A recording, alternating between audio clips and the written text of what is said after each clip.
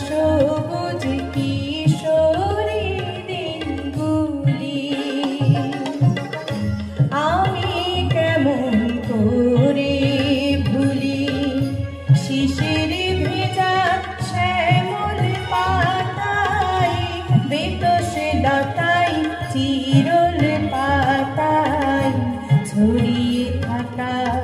দুর্বাসব